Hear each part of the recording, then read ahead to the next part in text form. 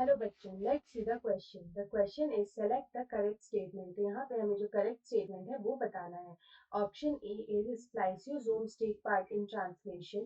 Option B is punnett square was developed by a British scientist. Option D is Franklin Stall coined the term linkage. and option D is transduction was discovered by S. Altman.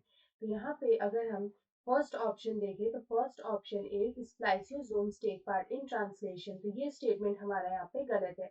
ये statement गलत इसलिए है क्योंकि spliceosome जो होता है, spliceosomes are basically structures, basically they are structures where splicing takes place, where process of splicing takes place। यहाँ पे जो स्प्लाइसिंग का प्रोसेस है वो होता है। स्प्लाइसिंग का प्रोसेस यहाँ पे क्या होता है?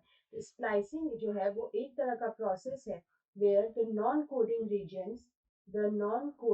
रीजन्स जिसको कि हम लोग बोलते हैं introns, the non coding regions which are introns are removed, they are removed from the mRNA। और यहाँ पे जो कोडिंग रीजन्स है, the coding regions which are called exons, the coding regions called exons, they are left। तो इस process को हम लोग बोलते हैं स्प्लाइसिंग। उसके बाद अगर हम अपना सेकंड देखें तो सेकंड लिखा है कि Punnett square was developed by a British scientist. तो ये यहाँ पे ट्रू है क्योंकि जो प्यूनेट थे, Punnett was the name of the British scientist जिन्होंने प्यूनेट स्क्वायर को डिस्कवर किया था।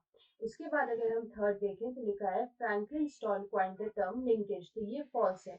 ये फॉल्स इसलिए है क्योंकि जो टीएच मॉर्गन थे, टीएच मॉर्गन जो थे उन्होंने यहाँ पे लिंकेज टर्म को दिया था। He gave the term linkage and he also discovered linkage, he also discovered linkage by working on Drosophila melanogaster. यहाँ पे इन्होंने ड्रोसोफिला मेलानोगास्टर पे वर्क करके लिंकेज को यहाँ पे डिस्कवर किया था और टर्म दिया था लिंकेज।